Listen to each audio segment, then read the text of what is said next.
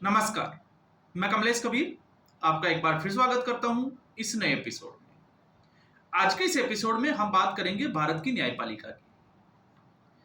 आखिर समय के साथ लगातार जो है वो न्यायपालिका के ऊपर सवाल खड़े होते आए हैं और लगातार एक सुधार की मांग की जा रही है। और इस वक्त आपने देखा होगा उपराष्ट्रपति जगदीप धनखड़ एक तरीके से न्यायपालिका के खिलाफ उन्होंने मोर्चा खोला हुआ है। और मोर्चा क्यों खोला हुआ है उसको अगर आप देखोगे तो आप देखिए, एक दिल्ली हाई कोर्ट के माननीय न्यायाधीश यशवंत वर्मा, जिनके घर पर आग लग जाती है और आग लगने के बाद में जले हुए नोटों का भंडार मिलता है। लेकिन एक तरीके से अगर हम देखें तो सुप्रीम कोर्ट ने उस यशवंत वर्मा जो जज थे उनके खिलाफ क्या एक्शन लिया? कोई एक्शन नहीं लिया। हालांकि अब केंद्र सरकार जो है वो आपको पता होगा, संसद में जितने भी जो सांसद हैं उनके हस्ताक्षरित एक महाभियोग लाने की पूरी प्रक्रिया चल रही है, लेकिन उनके ऊपर तुरंत कार्रवाई क्यों नहीं हुई? क्या आखिर जो है, अगर यही पैसा किसी एक सामान्य व्यक्ति या बिजनेसमैन के घर से मिलता तो मुझे लगता है कि पुलिस जो है उसको अरेस्ट करती और यही जो जज है वो उसको जेल भेज देते। अब एक दूसरे जज की ओर बात करेंगे। दूसरे जज शेखर कुमार, आपको पता ही होगा, जिन्होंने कठमुल्ला शब्द का जो है वो इस्तेमाल करके कुछ टिप्पणी की थी। सुप्रीम कोर्ट ने तुरंत जो है वो स्वतः संज्ञान लिया और उनसे जवाब मांगा गया। तो इसलिए दो अलग अलग मामलों में सुप्रीम कोर्ट की जो भूमिका है वो दर्शाती है कि सुप्रीम कोर्ट जो है वो किस तरीके से बायस तरीके से काम करता है, एक पक्षपातपूर्ण जो है वो, जिसको हम कहें कि फैसले देता है। क्या यशवंत वर्मा के खिलाफ कार्रवाई नहीं होनी चाहिए थी? क्या उनसे जवाब नहीं मांगा जाना चाहिए था? मांगा जाना चाहिए था, लेकिन ऐसा नहीं हुआ। अब दूसरा एक उदाहरण और ले लेते हैं। अभी आपने देखा कन्हैयालाल, उदयपुर के जो कन्हैयालाल दर्जी थे जिनका हत्याकांड हुआ, जिन वैसी दरिंदों ने उनकी हत्या की, गला रेत दिया, उन्होंने बाकायदा जो है वो दुकान पे गए, उन्होंने वीडियो बनाया, ऑन कैमरा उन्होंने कत्ल किया। 3 साल होने को आए और ये न्यायपालिका अभी जो आरोपी है उनको दंड देने की, या हम कहें कि उस प्रक्रिया को पूरा नहीं कर पाया है।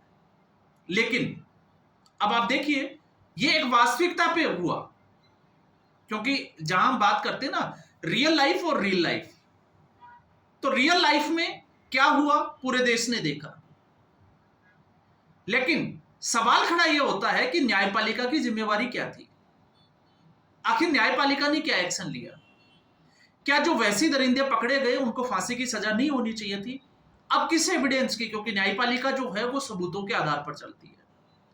तो जब कत्ल करने वालों ने खुद वीडियो ऑन करके खुद अपने मोबाइल से वीडियो बनाया है तो उसमें सबूतों की क्या जरूरत है?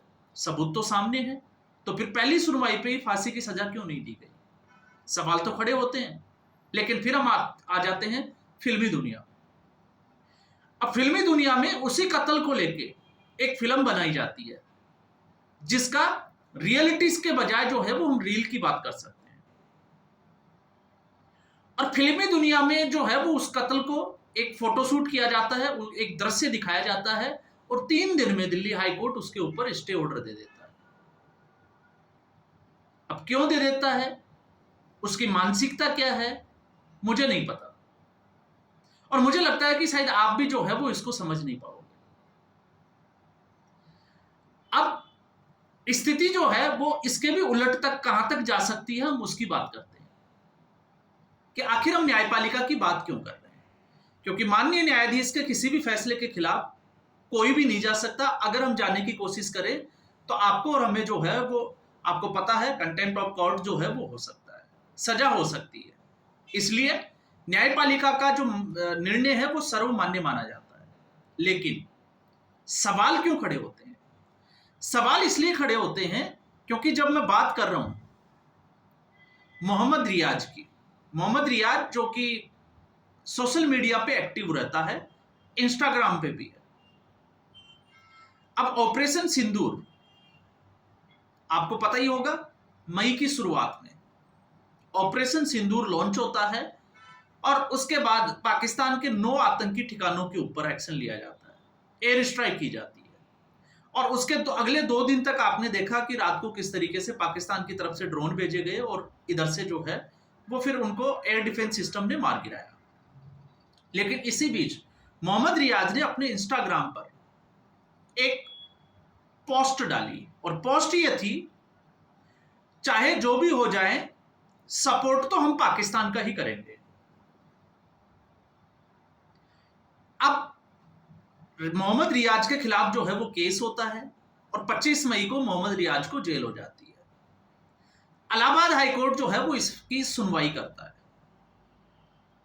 और इस वक्त जो सुनवाई हुई है वो है अरुण कुमार देसवाल की एकल पीठ के द्वारा। और अरुण कुमार देसवाल जो माननीय न्यायाधीश है, उन्होंने सशर्त जमानत दे दी मोहम्मद रियाज की। लेकिन उससे भी बड़ी इंपॉर्टेंट है जज साहब की टिप्पणी, जो मुझे लगता है कि हर भारतीय को जानना जरूरी है। आपने देखा होगा जब कोई राष्ट्रगान चल रहा होता है और खड़े नहीं होते तो उनके खिलाफ जो है वो एक्शन लिया जाता है।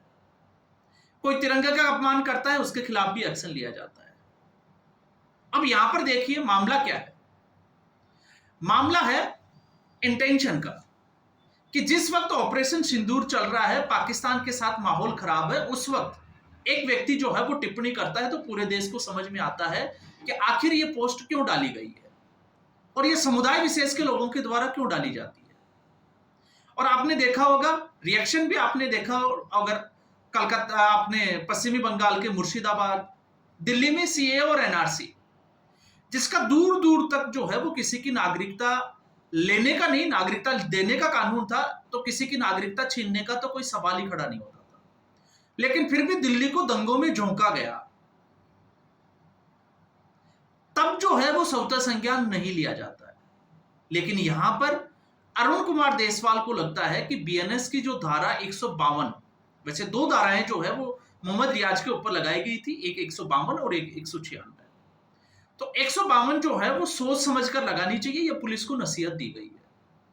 सोच समझकर क्यों लगानी चाहिए? क्योंकि फ्रीडम ऑफ स्पीच जो है वो हर भारतीय नागरिक का फंडामेंटल राइट है। अब आप इसको थोड़ा सा जो है वो समझिए, फ्रीडम ऑफ स्पीच। और फ्रीडम ऑफ स्पीच का जो है वो इस निर्णय में हवाला भी दिया गया है कि इस मोहम्मद रियाज ने कहीं भी जो है वो भारत की एकता और अखंडता को खतरे में डालने वाला ऐसा कोई पोस्ट जो है वो नहीं डाला। तो क्या किया इसने? एक ऐसे देश का समर्थन किया जिसके समर्थन करने से इसमें कोई भी गलत जो है वो कोर्ट को नजर नहीं आता है। अब आप देखिए, ऐसी स्थिति में जब बांग्लादेश के हिंदुओं के ऊपर कोई अत्याचार हुआ तब तो ऐसे कोई पोस्ट नहीं डाले गए। जब इजराइल और फिलिस्तीन की गाजा पट्टी के ऊपर जो वार चल रही है तो फिलिस्तीन की तरफ से जो है वो ये लोग कैंडल मार्च भी निकालते हैं, लेकिन और कहीं पर ऐसा कुछ होता है तो ऐसा कुछ नहीं करते हैं। तो फिर जब आपने देखा कि पहलगाम अटैक हुआ, तो पहलगाम अटैक के वक्त पाकिस्तानी आतंकवादियों ने जिस तरीके से लोगों को धर्म पूछकर, नाम पूछकर, उनकी जो पत्नियां थी उनके सामने गोली मार दी, तब इन लोगों ने कोई पोस्ट नहीं किया कि हम भारत के साथ खड़े हैं, हम पाकिस्तान की इस कायराना हरकत का विरोध करते हैं। लेकिन जैसे ही भारत ने ऑपरेशन सिंदूर लॉन्च किया और पाकिस्तान के आतंकवादी ठिकानों के ऊपर एयर स्ट्राइक की और आतंकवादियों को मार गिराया, तो इस तरीके के पोस्ट डालना इन लोगों ने शुरू कर दिया। लेकिन फिर भी कोर्ट को इसमें जो है वो कुछ भी गलत नजर नहीं आता, क्योंकि कोर्ट को लगता है कि ये फ्रीडम ऑफ स्पीच है और कोई भी व्यक्ति खुले तौर पर पाकिस्तान का समर्थन कर सकता है। तो फिर स्थिति ऐसी हो गई, अगर भारत और पाकिस्तान के साथ युद्ध चल रहा है और कोई समुदाय विशेष का व्यक्ति अगर पाकिस्तान का समर्थन करता है तो फिर इसमें कोई गलत नहीं है, फिर चाहे वो भारतीयों का। क्योंकि अब यहां पर बड़ी इंपॉर्टेंट चीज है, भारत और पाकिस्तान का जब मैच हुआ था तब भी ऐसा ही था, और महाराष्ट्र पुलिस ने जिस तरीके से एक्शन लिया, तो जिस वक्त भारत और पाकिस्तान का मैच हुआ था समुदाय विशेष के लोगों ने हुड़दंग मचाया, पत्थरबाजी की, वो कुछ भी गलत नहीं था, क्योंकि आपको फ्रीडम ऑफ स्पीच है, आप किसी भी देश का समर्थन कर सकते हैं। ये हमारे कोर्ट का फैसला है।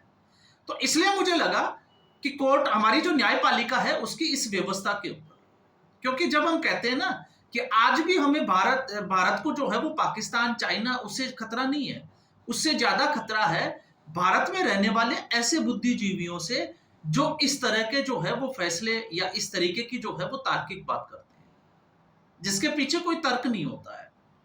और आपने देखा होगा ऐसे एक नहीं बहुत सारे बुद्धिजीवी जो है वो इस लिस्ट में शुमार है और लगातार वो सोशल मीडिया पे इसी तरीके के पोस्ट डालते हैं। लेकिन उस वक्त ना तो जो है वो इन बुद्धिजीवियों को, ना इन राजनीतिक दलों को कुछ नजर आता है और ना ही फिर न्यायपालिका को कुछ नजर आता है। तो फिर सवाल यह है कि आखिर ऐसे जो रेडिकल्स होते हैं इनको रोकेगा कौन? क्योंकि पुलिस का काम है पकड़ना, जेल भेजना और फिर उसके बाद में कोर्ट में पेशी करना। और अगर कोर्ट में पेश करने के बाद में कोर्ट का फैसला ऐसा होता है तो फिर ऐसे एलिमेंट्स जो है वो उनके ऊपर लगाम कैसे लगेगी? तो आज के एपिसोड में बस इतना ही।